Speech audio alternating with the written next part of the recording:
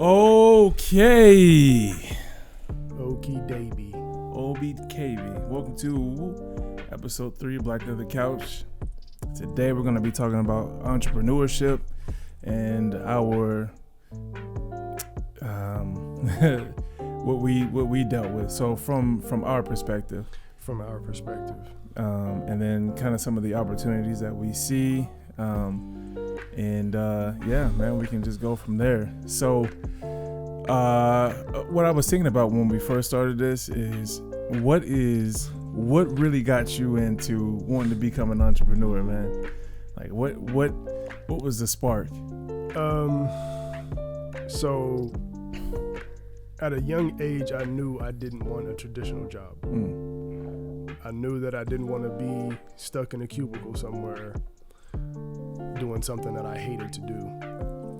So that combined with my, athletic career kind of pushed me towards kinesiology, exercise science, and that's when I got my degrees in. But I wanted to be a strength coach. I wanted to work with athletes. That was my goal, was my outcome. That's the outcome I wanted. But going through my undergrad program, my master's program, I failed to make the right connections. I was too busy doing the stuff and not building the relationships.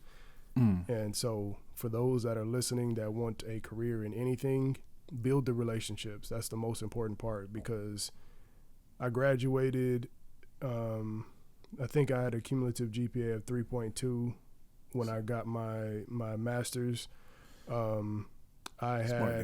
I volunteered for a year at a place called Optimal Rehab, so I did a little bit of that work.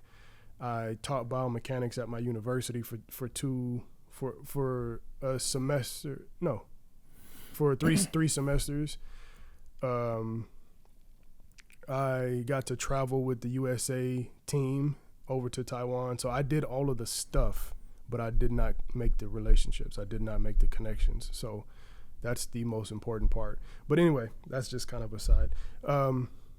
Then we went to Spain, right? We went to Spain. I think this was 2017. We went to Spain. 2017. Yeah. And I was excited about a conference that I had heard of prior to going to Spain. So I was like, "Oh, hey, you guys!" I was telling Art and my other cousin, I was like, "You guys, we got to go to this event. We got to go to this event." Yeah, that's all hyped up, bro. I couldn't wait to go. and then, of course, the day of, I went by myself. Oh. And that's when. Oh, was that the real estate one? That was the second one. I think you came with me. Yeah, I went on with the guy. I forgot the guy's name. And that's when I learned about real estate, the power of real estate. And I was like, oh shoot, we got to do this. And I had already had a personal training company, so I was personal training.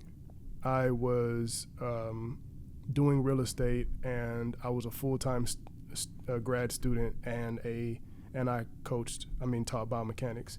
So I don't want to hear any of this crap about you don't have time, okay?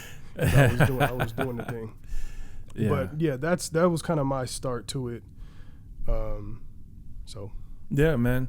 I there's a thing though that I realized that, and I'll get into my background, but there's a thing that I realized that you had that not a lot of people have, and that's the ability to take risk.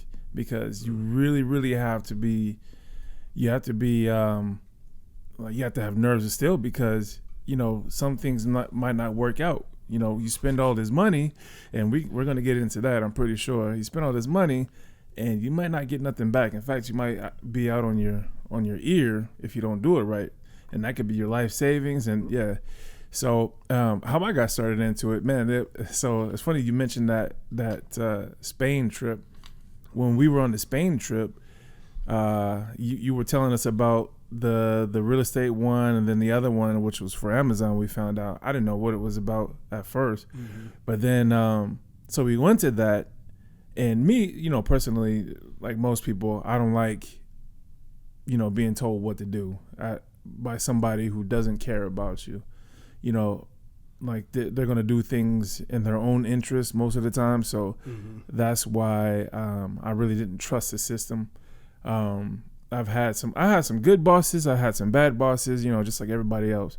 But after that, after the trip to Spain, I came back and we went to that thing, or I forgot the guy's name, man. Anyway, it doesn't matter. So he was telling us about Amazon. He's like, what if I he started off with saying, okay, how do you want to live? Right. He had us do this complicated, it wasn't really that complicated, but we wrote down, okay, we want to be able to pay this much for the car, this much for the house, this much for savings, this much for XXXXX, right? And then he had us, he said, okay, now times that by 3. Was it 3?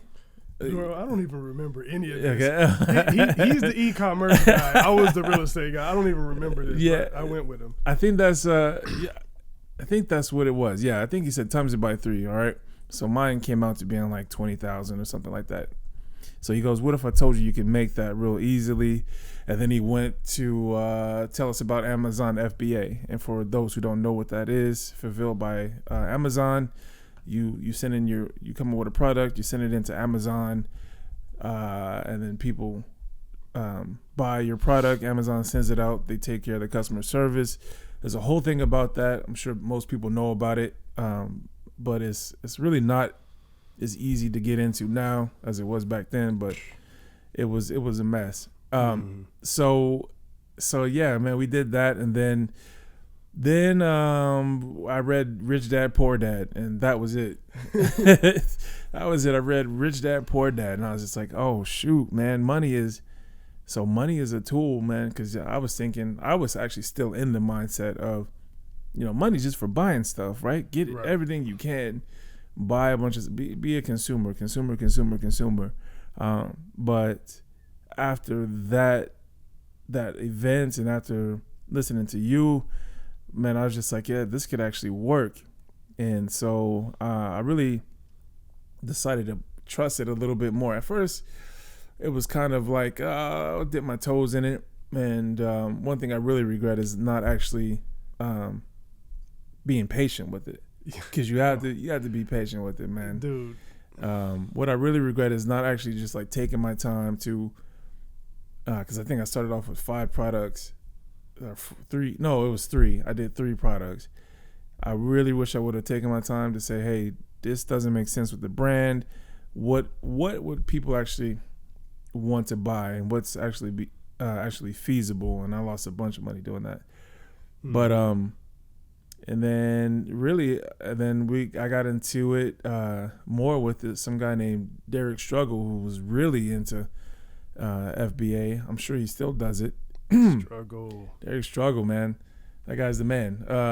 But I went to one of his events, and it was just, it was nice seeing the possibilities, of what could really happen if you were to go into business for yourself. But entrepreneurship is really, to me, like the ability to take risks. You know what I mean? To be able to take risks, man. And so that's how I got started. I was just like, oh, I don't have to work. I mean, I have to work, but I don't have to go to a 9 to 5, and I don't have to, I'm the boss. And it all sounds good until you get hit with the real world. Yeah, man. So we have been doing this thing for a long time now. And I personally I don't believe that I've reached any definition of success that I had when we started, but I do believe that I'm successful because I have not given up. We probably, well, I don't know about Art, but I've probably lost, I want to say $50,000, $60,000, $70,000 trying to pursue this. It's a hard thing, man. And it is an extremely hard thing. So I had to get a job recently because I had no savings no more, credit cards maxed out, just trying to pursue. And I wouldn't change anything, because on this journey, I've been developing skills, I've been developing mindset, I've been developing grit, all of this stuff that is going to bubble over at some point. And just the knowledge that I've accrued over this time is well worth it. Yeah, I like how you said grit, because that's a hard thing, man. That's one thing that you really learn in this business or this pursuit is grit. You gotta have grit, because you're gonna get knocked over. Oh man, you're gonna get knocked over, man. And everybody, okay, look, man. Everybody said that in the beginning. They were just like, yeah, this is not gonna be a get rich quick scheme. You're gonna get knocked over. You're gonna deal with some hardships, but it's really like the valley experience, like that song. Everyone shall have a valley experience. You're gonna have a valley experience, man, because it's just gonna be. You're gonna sometimes, even though you're surrounded by people, you're gonna feel alone. Like everything's on your shoulders. In fact, I kind of feel that way right now, even though I got support, I got people behind me. But yeah, let's see. I don't know how much money I spent in loss. I had the 3 products. Should I get into that? What actually sold? Get into what you sold, man. Get into how we lost it. Get into it. All right. So first off, I started with Amazon. Let's go back to the program. So we decided to buy the, what was it, like $24,000 program where they were supposed to take care of your marketing, your Facebook. They're going to tell you which products to buy, all this stuff. And that didn't even include what the products were going to cost, right? Yeah. That was just for them to help us, all right? Flop. They didn't help us with jack diddly. They didn't tell us what products to buy. They were hard to get in touch with. And I don't want to say whose program it was, but I really wish we would have just learned about Derek Struggle's program at first. Yeah. Instead of spending all the, oh man. Anyway, so there was that. So I decided, for some reason, the first thing I decided on was, I think it was the meat. Was it the meat? So the meat defroster. I think that's what it was. Oh, I remember that. That was one of them. All right, the meat defroster. So it's just this little thing you put your steak or your chicken on or whatever. It's supposed to help it defrost faster. All right. It looked like a cutting board, right? It looked like a cutting board. Yeah. And by all of the metrics, I was using this program called Viral Launch, and all these in Jungle Scout to kind of like see, okay, is this a good program or is this a good product? And it was by all metrics it was, but I didn't really know anything about it. I probably got one sale a month. I had like 150 of these things, right? Something ridiculous like that. And then the second one was the spy pen, which is just like this little pen that you could put in your pocket, and there's a camera at the end of it. I was like, oh, that's kind of cool, right? Oh, I forgot about that. This spy pen. So I thought that was cool. I was like, yeah, this is gonna buy all the metrics, but electronics. If you're gonna do FBA, don't do electronics. Whatever you do, because people return them. The reviews, you get review bombed by a fake account, and it's just a pain in the neck. Not to mention, that was against excuse me, that was against their terms of service. You couldn't have anything like that on there, so they took that product down. I probably sold like 2 or 3 of those a month. And then so the last thing was some backpacks that I decided to put a custom logo on, all this stuff. We went through this one program. What do they call? Freight Forward? Oh God. Yeah.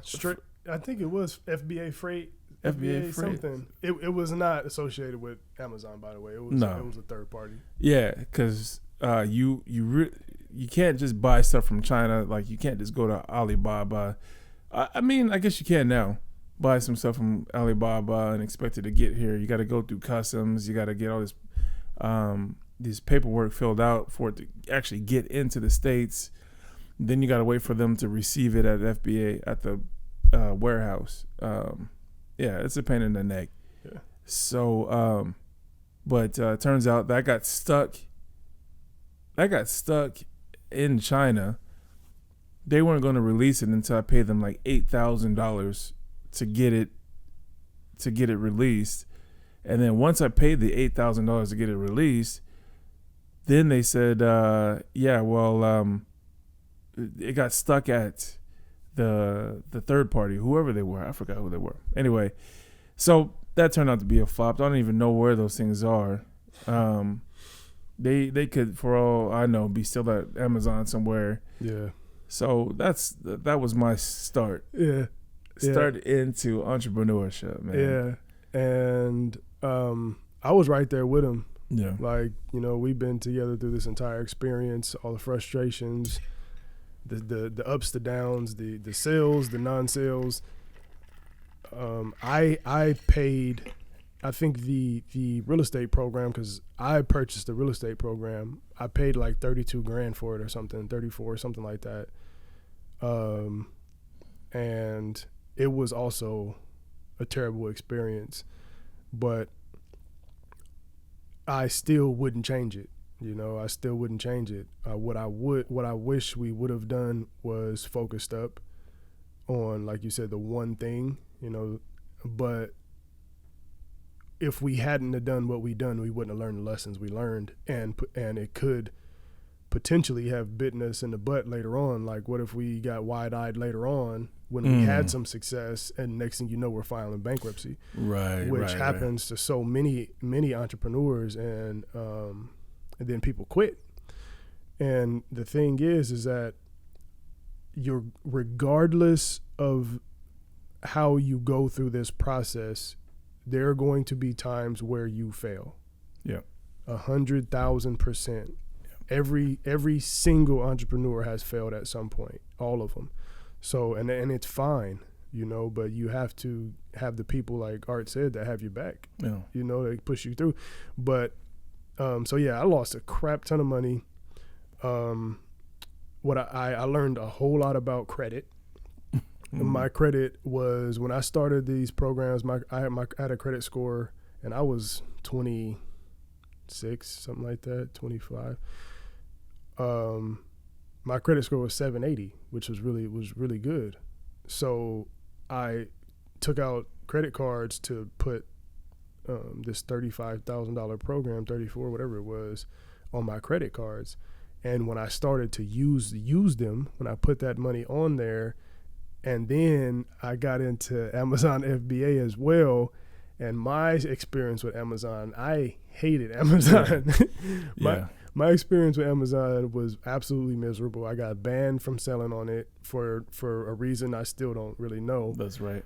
I got my product, so that third party freight company, I got some of my product, because I was selling 3 different products. So I got some of my product overseas to the freight company, and that freight company went out of business. And so my product just vanished with the freight company. And months later, maybe even a year later, I get an email from this other company that took over the warehouse that freight company was using, and they were like, "Oh, we want," I can't remember how much money it was. It was like $1,500 or something to ship your product to Amazon. And I was like, "Look, I already paid the other company that money to ship it to Amazon. I'm not paying you. I didn't even sign any contracts with you that I was going to do any of that stuff." So it was a complete and utter disaster. Thousands and thousands, tens of thousands of dollars gone. Just gone. Hundreds of thousands. Yeah. So potential. So yeah, but now we're here, and we, to my, like I said, to my definition of success has changed drastically. To me, I am successful. I've thought about giving up a bunch of times, but it's not in me. It's not in me to forfeit. Like I was telling you too, man, like, Yeah, that's one thing about you is like you don't have a quit. Like you got no quit, which is a great, admirable quality. But like I was telling him, I was like, man, look, I know you ain't got no quit in you. I know you don't want to give up, but you know, even people with no quit need some encouragement, man. Because this stuff is brutal. Like if I could do it, because I took out I maxed out my credit cards. I actually did that recently, started my t-shirt brand. I thought that, you know, if I spent this amount on ads, you know, because I just was spending like $50-$100 a day on ads, Mm-hmm. with no real substance behind the product. So, or no real, you know, product or no brand awareness. Yeah. I don't really have a brand awareness behind it. I was just like, okay, these are cool looking shirts. I like shirts. Mm-hmm. They like shirts. Why not buy my shirt? Well, why buy my shirt was the question I should have been asking. But I thought if I just kept putting this shirt in people's faces, in front of people's faces, then people would start buying it, and it would start selling. And that happened maybe a couple times, but really nobody. It was just that was also a flop, and that was like a year. It was last May last October. Sorry, last October is when I actually started it. Mm. And bro, it's just been absolutely brutal. Not last October 2021. Mm-hmm. So it's been like a year and some change, almost like a year and a half. And it still really isn't where I would like it to be. Like I'm really not getting any sales right now, but I am building the background behind it. And I wish, like I said before, that I had just taken my time, you know, just like, hey, let me build this one step at a time, see what the ins and outs are like, instead of just going out and saying, hey, here's a product, buy it. And like you said, too, it took a whole lot of maturity to just say, yeah, that was a good experience, you know. Yeah, going through all that crap, losing all that money, that was a good experience. Getting my butt kicked, that was a good experience. Because you're right, man. Who knows? I wish I could get all that money back, knowing what I know now. You know, I wish if I had half of what we had back then. You know, we'd be on the way. We'd be on the way, bro. Yeah, but it just didn't work out that way. Yeah, it depleted, man. It depleted fast. Depleted all types of accounts. You know, maxed everything out. Just a credit tip. Do not use your credit. If you get credit cards, don't use them, because they will start to close. Right, I think I had about $110,000 worth of credit line at one point, divided up amongst probably, I think I had seven or eight credit cards. But when you start to use the credit and they deem you a liability, the company has the right to close your credit card without any notice. They can just do it. And my credit cards, not that I was defaulting on them or anything, they just started to close them. Boom, boom, boom, boom. So what that did was it lowered my cumulative credit limit. Right. So I went from like $110,000 worth of credit line between all of these cards down to like $30,000. And I was above, you know, the credit usage that they want you to stay under is 30%. Above 30%, cumulative is bad, right? 10% is excellent, but 30%, above 30 is really bad. I was like 80, 70%, somewhere around there. So they just started shutting them, boom, boom, boom, boom. And they started shutting them. It went up to 100%. I was really probably like 150%. But my credit score dropped 300 points.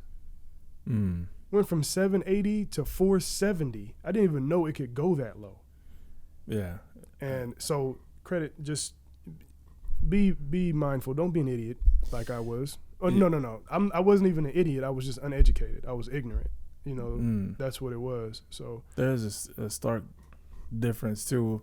There's a real difference between being stupid and uneducated, or an idiot, or because you can have all the knowledge in the world and not use it. But yeah, man. I don't know what my credit score was. I think at the highest it was like, it was a 770, 765, something like that. But then, yeah, it took a dive after I used all the credit to really pour into this business. And then we did the house flipping. So that was fun. You want to talk about that? Yeah, I loved it, man. I really enjoy real estate. I've actually really contemplated just going into real estate full time, forgetting my training company, forgetting all of this other stuff, and going into real estate because I really enjoyed that process. I enjoyed learning about it. But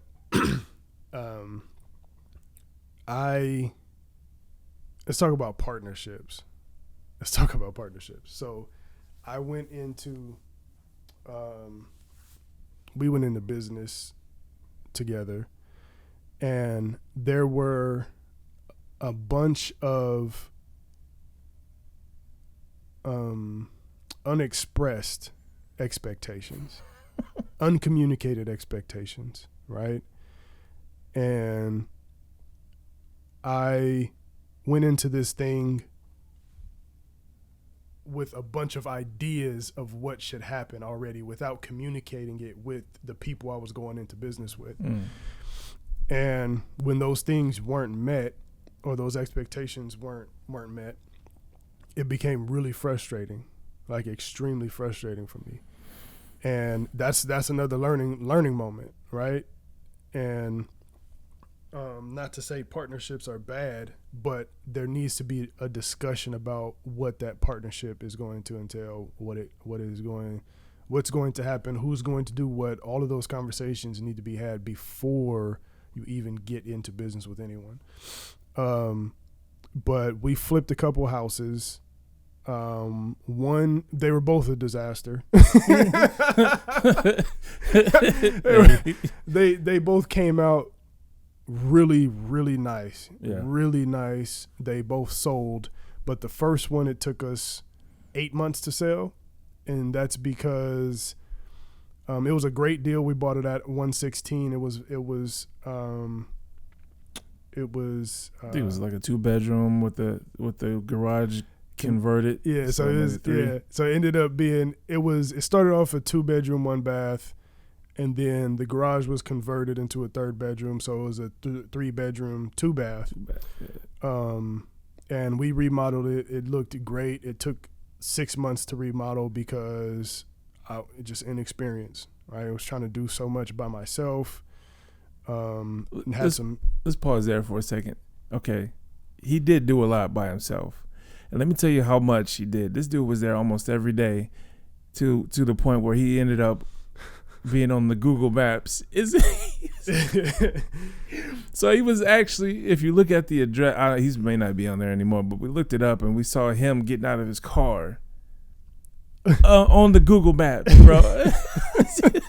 This dude was there pretty much every day doing stuff, bro, and I was just like, dude, anyway, sorry, go ahead. Yeah. But it was definitely a learning experience. Things I would have done differently. Mm-hmm. I would have hired one contractor to do everything, and I would have monitored that contractor like he was my freaking assistant or something. I don't know, because we had several contractors working on the job. I tried to do a bunch of stuff myself.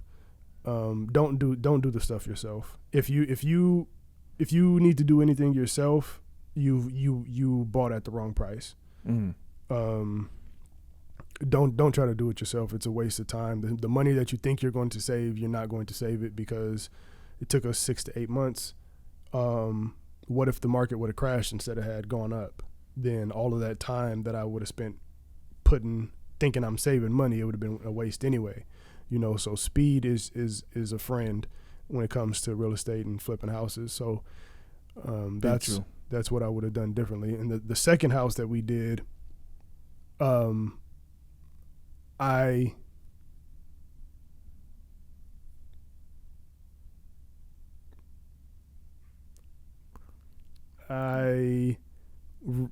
didn't, I wasn't the manager of that project.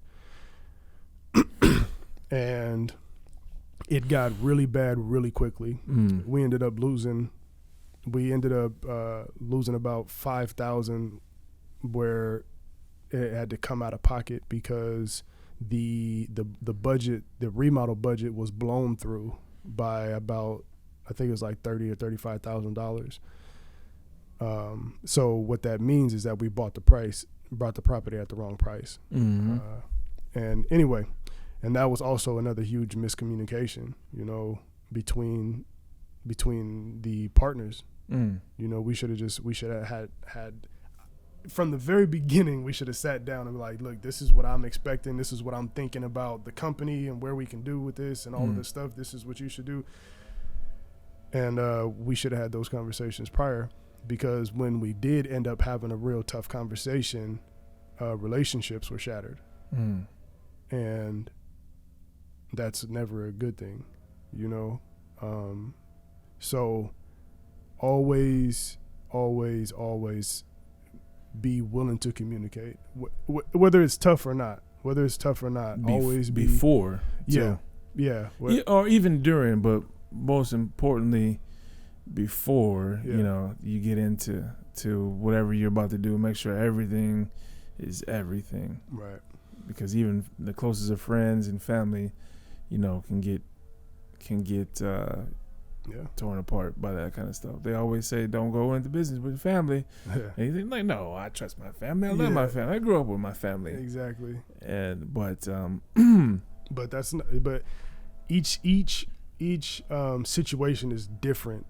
Like, if your family member has the same drive, the same willingness to do whatever it takes, the same this and that, but you're not going to know until you have the conversation, and then you still may not know because they might be lying or think that they have the capacity to do something that they do not.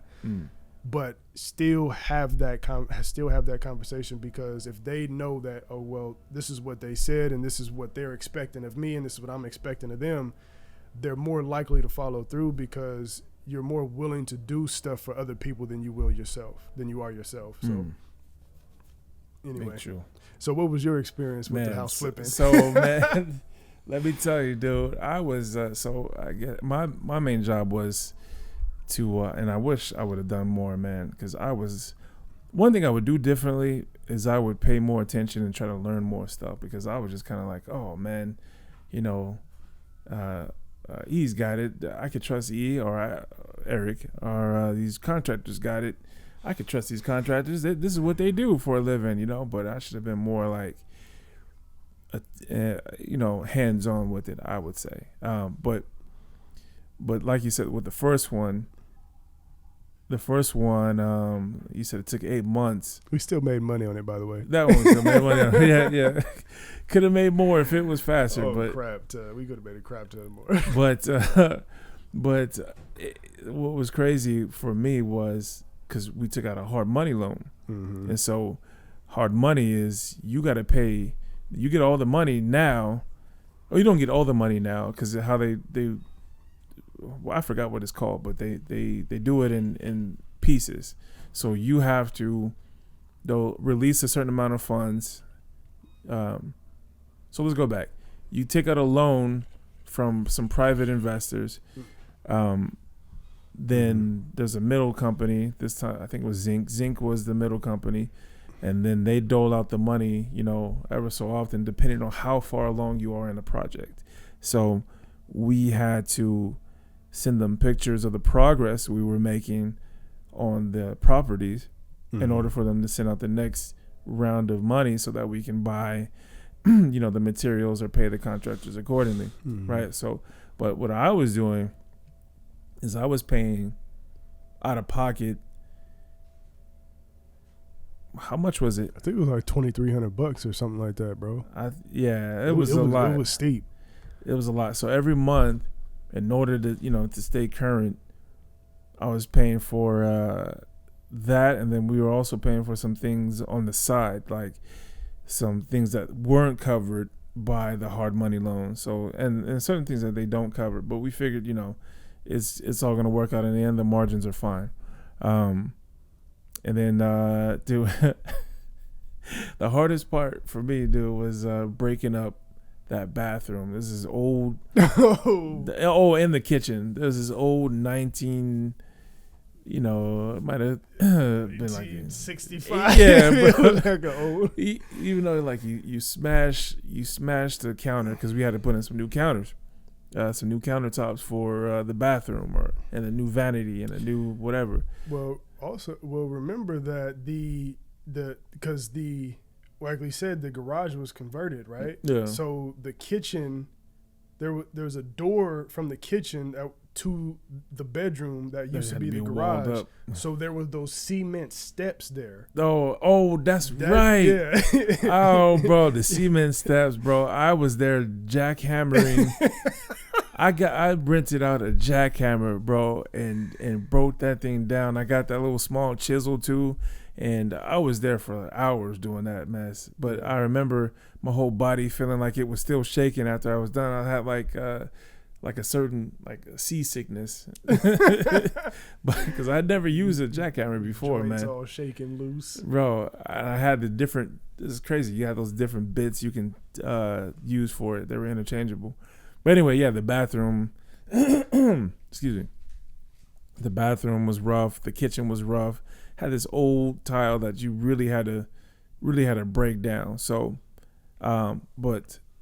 Yeah, like you were saying, man, if we had just stuck, because there was that time you found some of the contractors asleep with beer bottles everywhere. Beer cans in there. I walked in a room and they were painting, and there were Modelo cans in there, and one of the painters was asleep in the room. Bro. And then they didn't even do the job right the first time, man. It was and then we had a contractor, because our guy. Full disclosure. Yeah, our guy. We had a contractor. He was the GC too, right? Oh. I was talking about the electrician. Oh, Chisel. Yeah. This dude. So the house was not permitted, right? It wasn't permitted. So when they did the additions, nobody really knew from the outside, because it still had a garage door. Yeah. Still had a garage door, as if you can lift it and go inside. But we had him and an electrician come out and do some work, and he wanted to get paid weekly, which was fine, but it became an issue when he would say that he would be done with certain things at a certain time, and he would not have it completed, but he wanted money. So I spoke with him, and we had an agreement that, hey, we're not going to pay you the rest of this until you get done with this, right? And of course he didn't do it, but demanded that we paid the money, and then he sent me text messages threatening to go to the city to show the city that the work that was done was unpermitted. Am I saying that right? Unpermitted? Permitted, yeah. Yeah. So needless to say, I was pissed. And I wanted to deck that fool when I saw him. That's a technical term. But it means a knockout. I showed up to the house, and I handed him the check, and he had the nerve to say to me, "Well, if you want me to," I said, "Man, if you don't get off my property, just get off my property." And he had a bum truck, so he had burnt up the driveway because his truck caught on fire. I don't even remember if I told you that. No. Yeah. So he ruined part of the driveway. Anyway, that's a whole different story. But all that to say, get you a contractor that has pride in what he or she does. Because if not, you're going to be chasing these fools around, trying to find them, trying to figure stuff out, and it's going to be miserable. Good contractors are hard to find. Yeah, you like you said, man, make sure it's just the one. I'd say at most 3 if you can, and hire out. Make sure that you get one that does pretty much everything. But if they don't do, I don't know, let's just say fireplace. They don't do a fireplace. Not saying that they won't. They probably do. Most of them do. But say they don't do fireplaces. Hire one guy out to do a fireplace. And that subcontractor that has a specialty. Yeah. Right. Because or there's something wrong with the plumbing that they don't do. You can hire yourself a professional plumber to come out and do whatever. Blah blah blah. But this, like you were saying, that one dude who was supposed to be doing the electrical. That was a bottleneck. That was holding a lot of things up, man. Yeah, so we really needed him to do that so that we can get the okay to go on with the rest of this mess, because there were going to be people who were out inspecting this. Yeah. And before we could even do anything, and that was holding that up. And then we still were paying 23, 30, 300. Yeah, it was still, You. We were still paying that money every month, but nothing was happening. So we were just doing, he was just doing what he could. He put in a lot of sweat equity. But the second property, we hired that one company. I think we hired another person to do one other thing. I don't remember. But great contractors, too. Yeah. Paul. The second. Paul. Yeah, Paul. He's a good handyman. That dude and he was early. Yeah, showed up early when he said he was going to be there at a certain time. He was typically there before. He had already purchased the tools. Purchased the equipment needed. Yeah. He was just he was on point, but he didn't have his license though. He was just a solo guy. Yeah. But the people that we hired to do the second house, there are some good contractors. They were just done. They had a schedule. They had invoices, which made it easy for me to send to the I don't know what they're called, the hard Zinc money lenders, hard money Financial, Zinc Financial to it's like, hey, this is where they are. I was able to take pictures, send it to them, and then boom, they released some money. It was real easy, and so but easy. It comes out of a premium, that convenience came out of premium, but it was worth it. It sure did. And but they, like I said, they were a great company to work with. But one, we should have purchased the property probably $20,000 to $30,000 less than where we did. And two, we should have exercised some restraint when putting certain materials into the property, because we had a budget. That budget was ignored completely. Yeah. We ended up paying a price. And it ended up costing us. And when I say us, I mean this guy. So it costed us the opportunity, man. I was hoping that would be like the first of many, but it turned out to be a lesson, which is I guess more valuable than the actual money. But that's took a lot of maturing to say too. Oh man. Give me my money back. No, but so yeah, man, that was really sad. I still have all of the pictures and some of the videos we took. Yeah, I was gonna say, put some up on the screen, man. Oh, all right.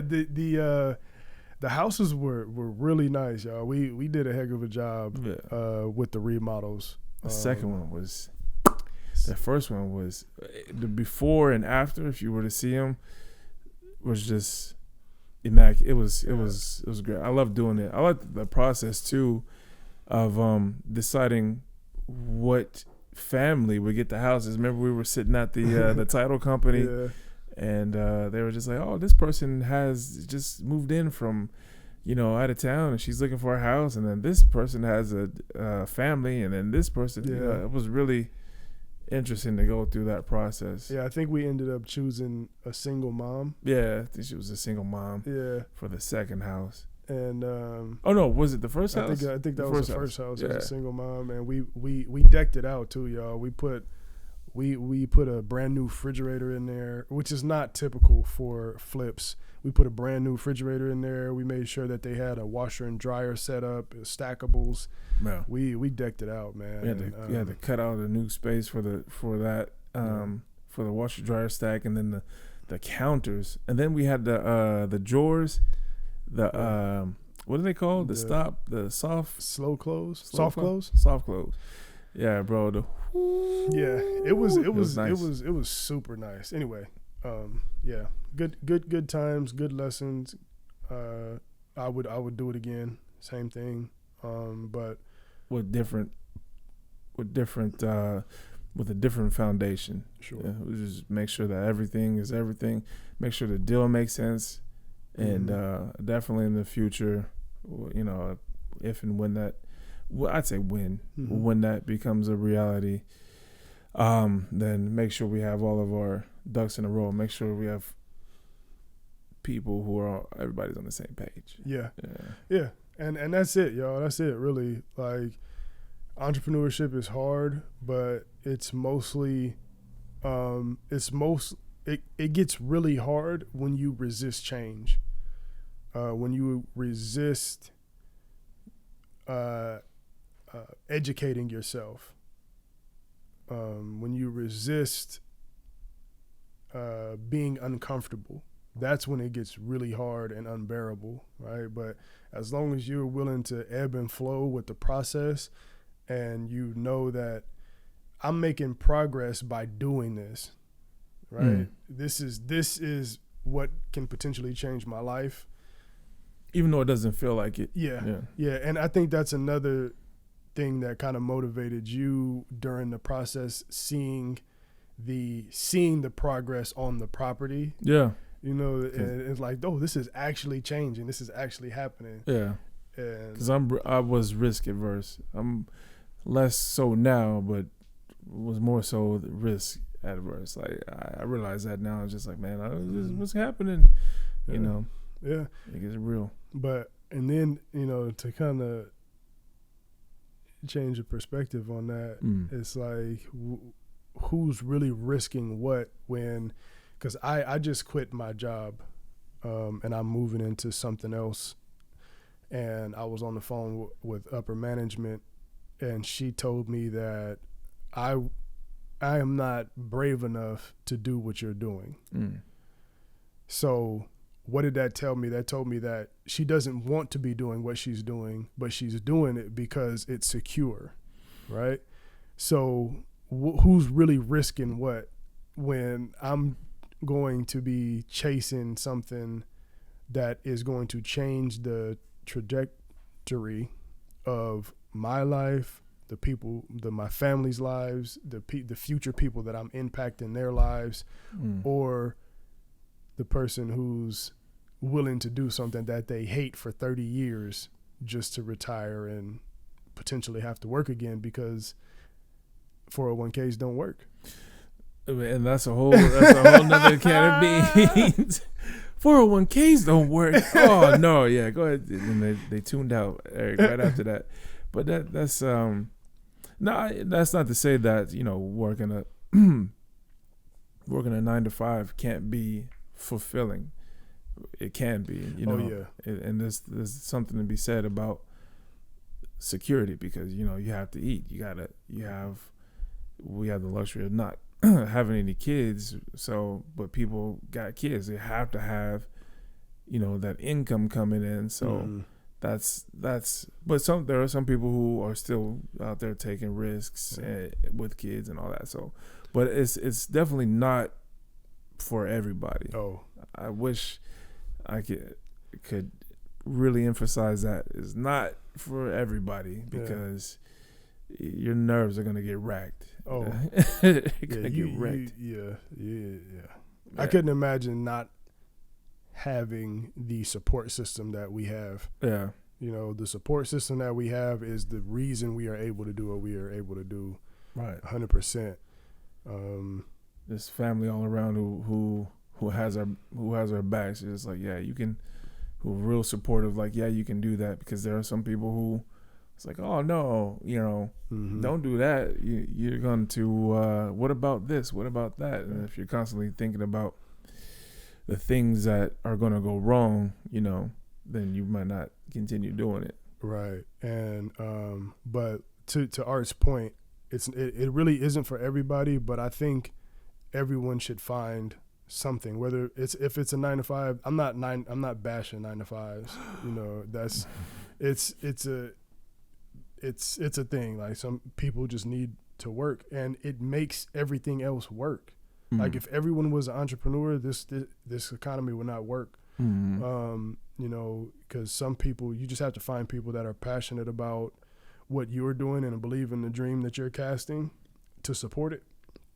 And without people like that, there would be no entrepreneurs. So, I'm not bashing that at all, but I think everyone should find something that fulfills them in the work that they do, and if it's picking up a part-time job at Salvation Army or whatever it is, then do that, because you connection, growth, contribution are three things that feed the human soul.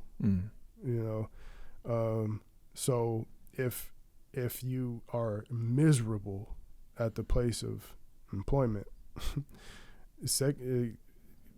go out there and spread your wings, man. See what you can find that'll excite you, because there are some jobs that will do that for people. Yeah. So let's talk about what we're doing now. Let's talk about what we're doing now. What are you doing now, and what type of opportunities do you see in the future for you and maybe like people who might be watching? So what I'm doing now, like I just mentioned, I'm quitting my job. I despised working there for a lot of different reasons, and I'm going into solar sales full time. And what I'm really doing it not because I'm passionate about solar or anything, but because I want to learn the skill of sales. I want to develop my connection skills with people that don't know me, to break down the barrier. Because if I can do that, anyway. But I'm jumping into that full go. And I still have my training company that I'm trying to build on the side. I've been posting content consistently for the past few weeks. But ultimately, all of this stuff is going to funnel into real estate, because for anybody thinking about doing something, I would encourage you to do real estate. Yeah. Because whether the market is up, whether the market is down, if you buy at the right price, you're going to win. And real estate always increases in value. So even if a house house that was built in the 50s, say you purchase it for $93,000 back then, right? And over the past 70 years, it's increased in value, even though we've gone through several crashes, right? Several where the economy just collapses. That property is still worth more than what you bought it at, right? Regardless. It's always gonna. So it goes up, and then when it crashes, it doesn't crash past where it was. It just crashes, right? Then it goes back up again. Then so there's like an upward trend. If you were like to draw a line through it, it's always going up. Always going up, man. Right on, man. That's big facts. Big facts. I like that. So what I'm doing right now is, like I said before, I'm working on my t-shirt business, and where I got started with that is I used to buy like this shirt right here. This is by Into the AM, one of my favorite t-shirt brands. And then there's another one called Rascal, and I saw and then there's Randall Pitch's company. Oh right, yeah, Live Fit, man. That guy, he's the face of his company, and I kind of like wanted to be somewhere in that space. I liked when people say, "Oh, a nice shirt," and I know that people who have nice shirts or good looking shirts, actually like that compliment. It's a compliment. You feel good about what you're wearing, you know? Yeah. So I always thought, man, what if I could speak to people who are like me, who want to wear nice shirts, give them quality at a good price, you know, that would be valuable to me. And that's a good opportunity. And that I'll be able to talk to people who are just like me. So I went through like this whole, like, first my brand was about gaming, and it still is to an extent. And I want to kind of stay in that lane because, you know, I'm a big time geek, right? And that's why, you know, I named it Geek Scepter. But Are you sure it's not Skepter? Sure? Well, yeah. So okay, we'll talk about that in a minute. But so yeah, there's that. Then it kind of went up to something else. Like, I think I wanted to do something with music and incorporate that into it. But then I kind of settled on gaming, the simulation, like the Matrix and things in that lane, because that's the kind of stuff I'm interested in. I know a lot about that stuff, and if I were to put that on shirts, you know, I would wear that. You know, people would ask questions like, "Hey, what's that about?" Or, you know, "You look nice in that shirt." So that's where I started.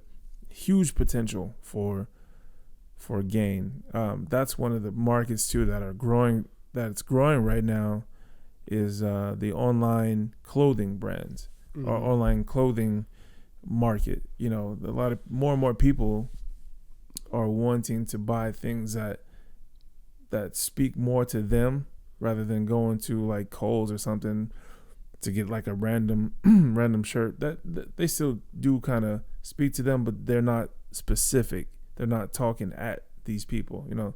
So a lot of people are really going after t-shirt brands that are kind of more niched or specialized. Going back to what you were saying, Geek Scepter, all right? I hired this guy. I paid him like $200 to shoot a video for me, take some photos, and send those to me, right? It took him all of a day. I had the shirt sent to him. I gave him all the instructions. I told him what I wanted him to say. He was ready. Then, in all of this, every single one of the videos, he pronounced the scepter, because it's spelled SCEPTER,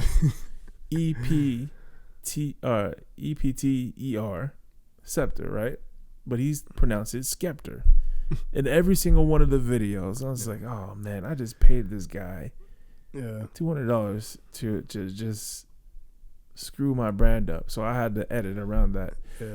I was annoying. That's hilarious, man. So I was laughing. Yeah, bro. Yeah, I was just like, man, I got to do better. and I thought, you know what, man, I should just do it myself. I should put myself in the shirt, and then go from there. Plus, I know what quality shirts feel like, so that's why I was just like, you know what, man, I'm just gonna put it on myself. There's somebody out there who thinks like me. I actually have some friends who think like me. My boy Luke, he's of the same mind. But so really the opportunities that I see right now are huge in AI. You know, what people are doing with that right now is absolutely crazy. Like, there's one I saw recently where you can have the AI program go into your messaging. I think it's called personal.ai. That can go in your messages, and it can respond to messages as you would. It learns what you say, and it will respond the way you talk to like somebody who's messaging you. So you don't even have to be there. Yeah. But I think about the implications, right? Because what AI is really doing is making things a lot easier. It's like a higher thinking computer. It does stuff on its it does it by prompt, but it does a lot more on its own, right? So how does that transfer into the medical field, into the I don't know, to real estate? I've heard it writing contracts. Yeah. Because ChatGPT just passed like some medical exam, passed the bar, passed something else as well. And it's only it's not even fully developed. Yeah. I think they have a premium program that they're rolling out right now for $42 a month. But they're you think about the implications, man, for let's just use medical. I have I was in a wreck years ago that messed up my knees, right? But you think about if you were to get a program or get an AI to help you figure out to exponentially increase the research and development for developing like knee replacements, or maybe get like a bionic knee or whatever, something that helps people who know a lot about that figure out more, because you're just taking the knowledge of everybody in the world and kind of like condensing it into this one program that can help you, help lives. Of course, it's gonna come at a premium. Yeah, but it's gonna be so worth it as long as we don't have people gatekeeping. Yeah, and and that's another thing, Eric.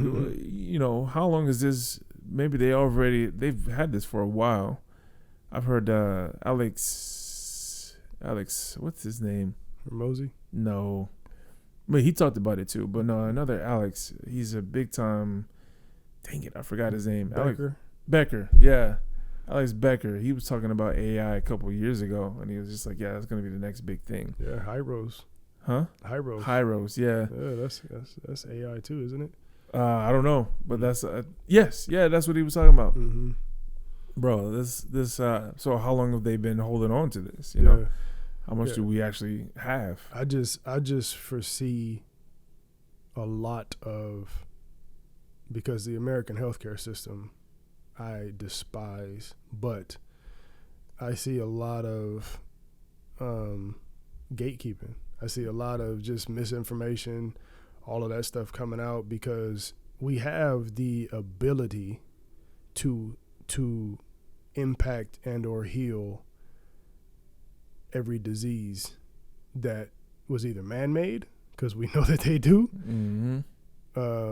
but they refuse it because it's not profitable. Yeah, money. It's not profitable to heal cancer because radiation and all of that stuff costs so much. Yeah. Right?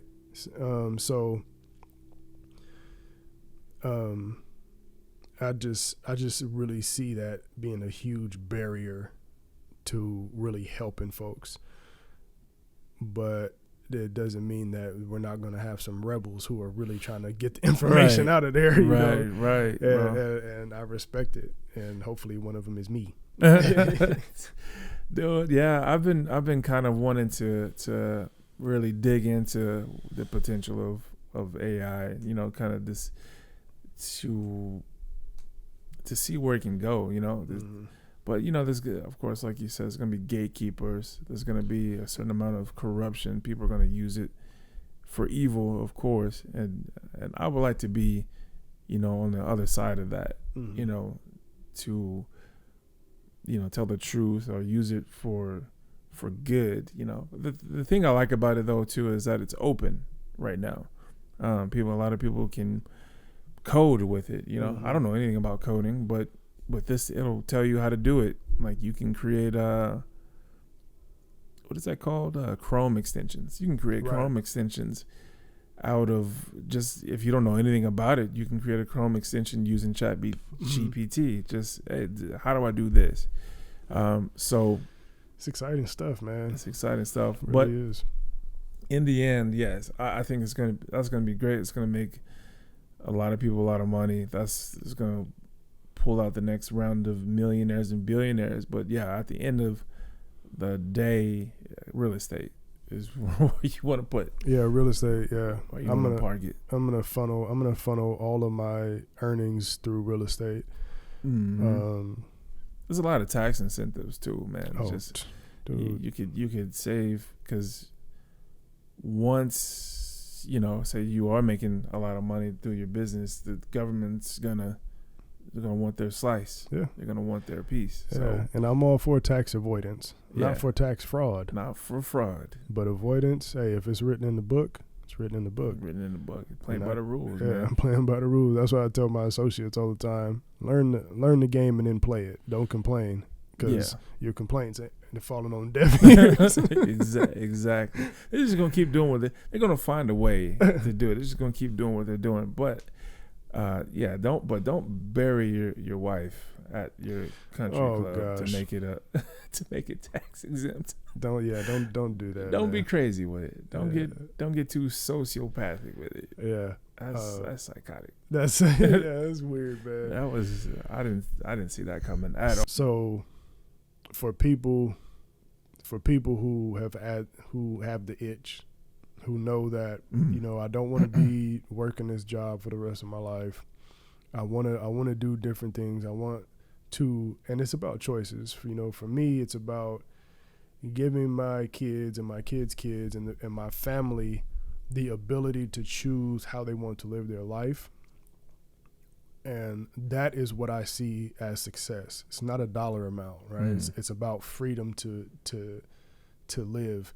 I heard a guy say recently, he says, they were asking him, what is I think he said, what is time freedom to you? And he said, to be curious without restraint. I think that's what he said. And to me, what he meant by that was to be able to wake up and what do I want to do today, and then go and do it. Right. To find new things, to see new places, to meet new people, all of those things. I really think that's the ultimate outcome for me. I like that. Yeah. So for people who have the itch. One thing, I'm doing it mostly for families. Well, the family I have, like my immediate family, and my if and when I get married, kids, and then my nephews, all 7,000 of them. I was actually teaching my nephew. He came over the other day, and he's 15, and he wanted to know, like, hey man, how you making them t-shirts? I guess him and his friends talk about it at school. He said, how do you make them? So I went on the program, showed him how to do it, and I'm pretty sure he didn't follow all of it, but he seemed to be really interested in it. And then I made a quick ad. It wasn't an ad, it was a video on it, and I posted it on Instagram, and I posted it on TikTok, and I think I did it on YouTube as well. Anyway, I sent it to him, and he's like, oh man, that was actually pretty cool, and a lot of people liked the video.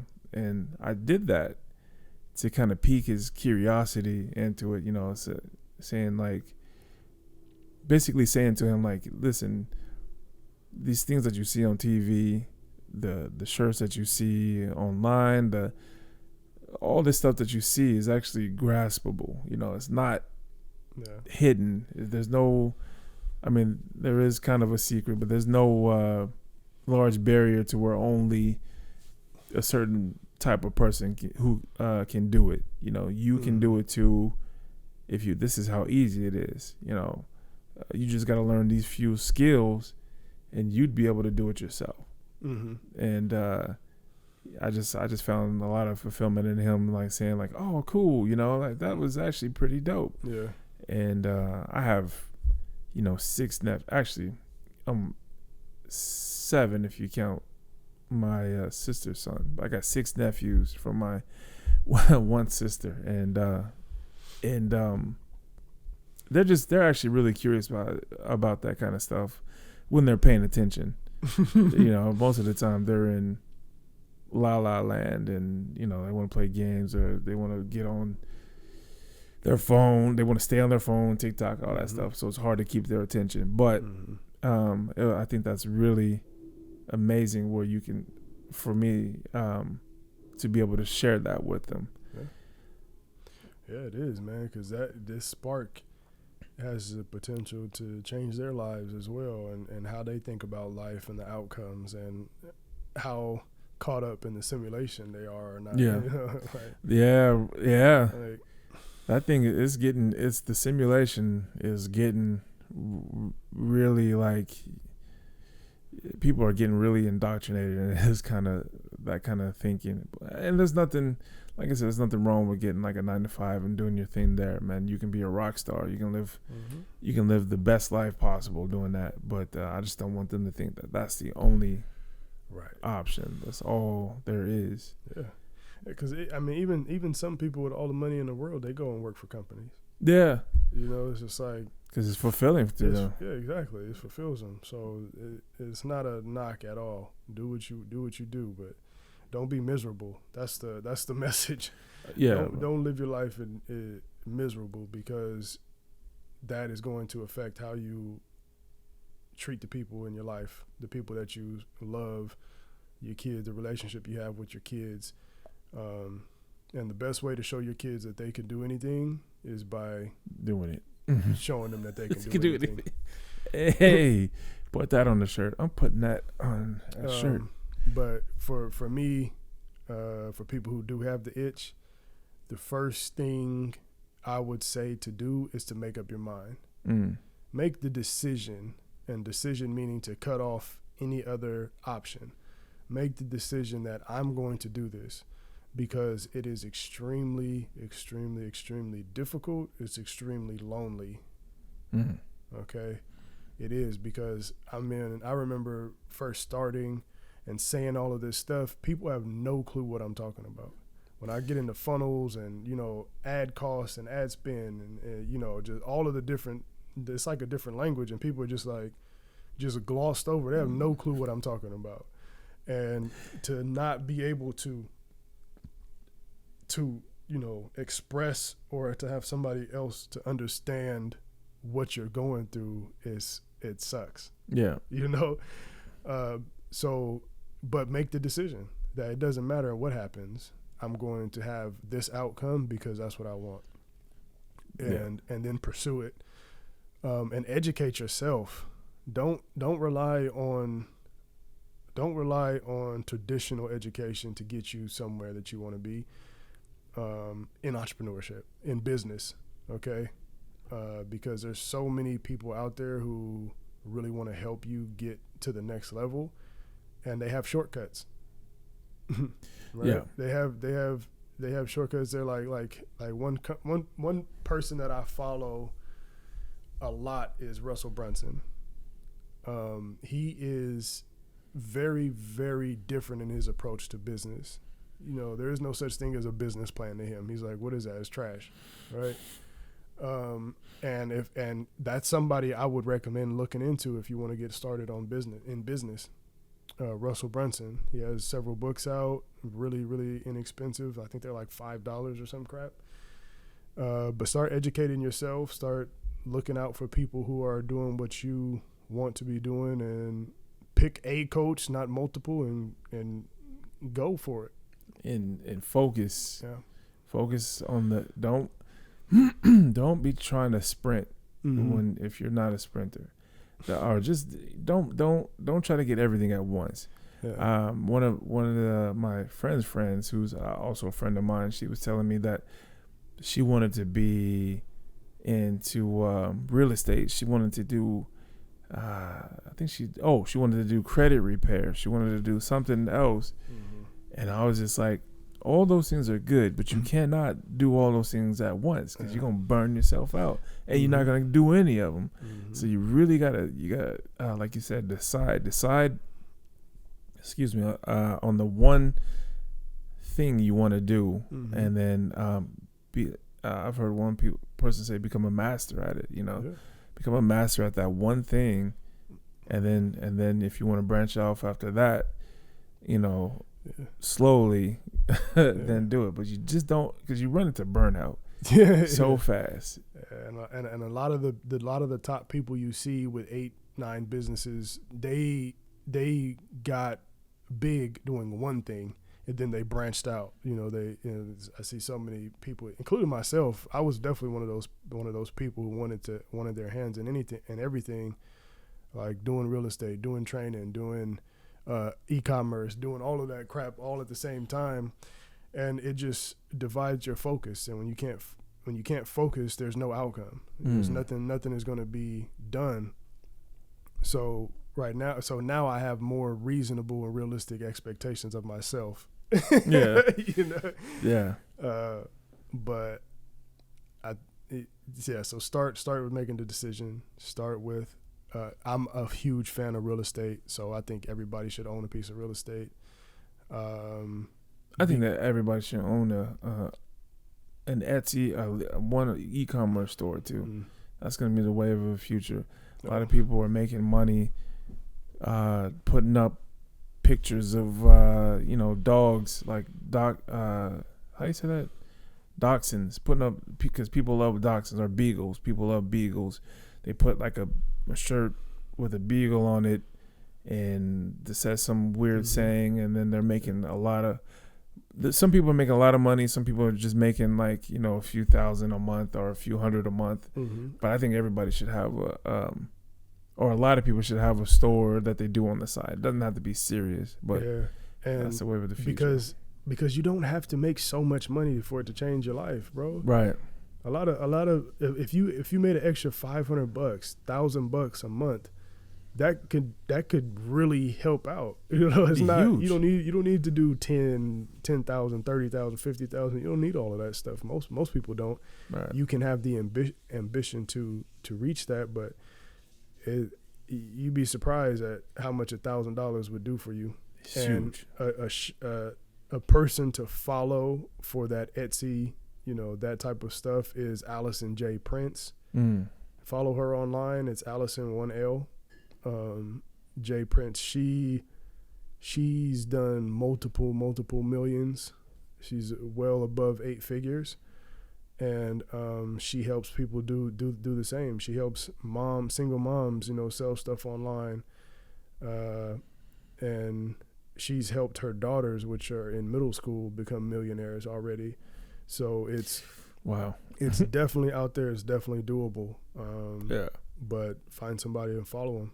Even if you don't want to make all that money, it's like you said, the $500, $1,000. It may end up being more over time, because that's how that stuff works. But it doesn't need to be. It doesn't need to be crazy. One person I follow, Wholesale Teed with Sarah Crisp. Sarah Crisp. She does a lot of e-commerce stuff, Etsy, Shopify. She has a program out, and she's made millions as well. But I took some of her advice, and it wasn't all good, but some of the stuff I learned on the way. Because when I was looking to do T-shirts, I was just like, okay, let me stop here first, because I've heard her talk about all this stuff, and then but yeah, just kind of focus. Yeah, and people overestimate what they can do in a year and underestimate what they can do in 10. So take your time. Don't speed through it. Find a coach and stick with that coach. I've had several coaches, and it gets really confusing because they all have different philosophies, but they all work.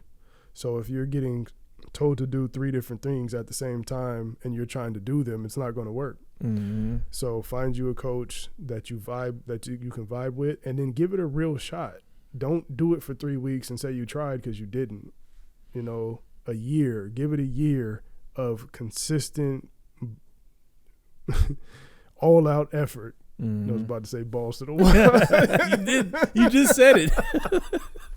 You weren't about to say it. You just said it. All out effort, y'all. All out effort, because that's what it takes. Yeah. Definitely. And you can anything you can envision, anything you can dream up in your head is attainable. And we're living that. Right, not the attainable part, but the laser focus, man. We're actually onto that right now. So we're not saying that from, like I always like to say, I'm not speaking from a perch. Like, I'm not above anything or anybody. I'm like right here in the gutter, but I can see it now. Into the thick of it. Into the thick of it. But I can see it now. I can see it, like it's starting to make sense. Like, oh shoot, man. that makes sense. If I would have just focused on this, and also too as well,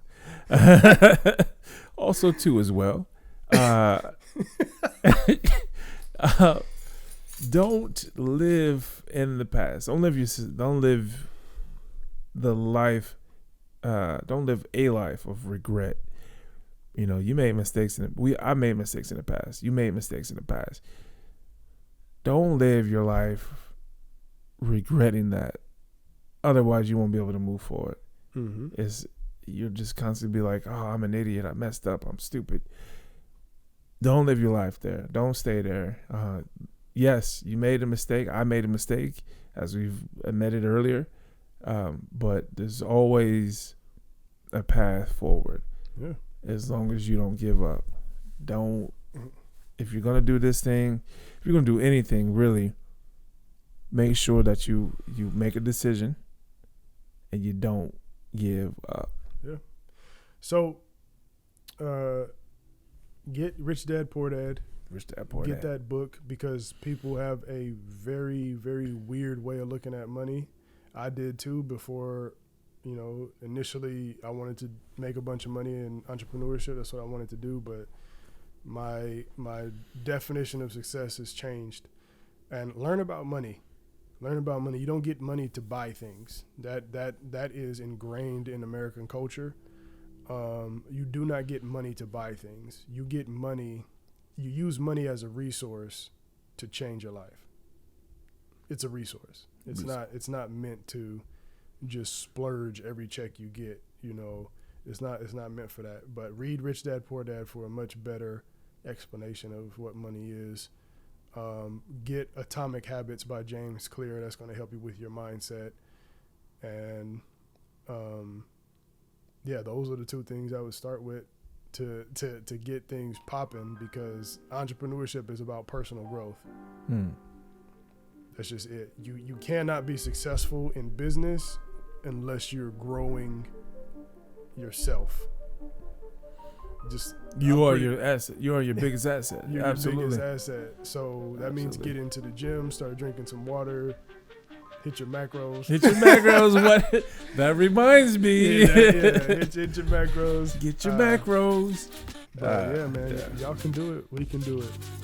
And you have people like us that are willing to sit down and have conversations with you. Yeah. What to do, what not to do from the experiences we've had. Like, don't ask us about stuff we don't know about, because my favorite words are I don't know.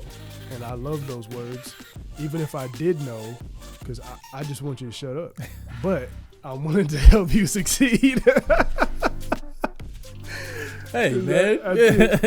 I know enough about stuff to know that I don't know anything at all. So, amen. Anyway. Yeah, and like you said, man, I think, we don't have a lot of people subscribed or whatever. So, but if you have any questions or whatever about this stuff, anything that we've talked about, definitely use this as a resource. Or my poor grammar. You can you can call that out as well. Because you attribute nothing. Nah. But one guy called us out on that. But so like I said, use this as a resource. Use us as a resource. Or use us. It's all the same. Use this as a resource. Use us as a resource. If you want, we know a lot because we've been through a lot. And man. Yep. Anyway, that's it. Thank you guys for tuning in to another episode of the Black Leather Couch. Yeah. And we'll see you on the next one. Peace.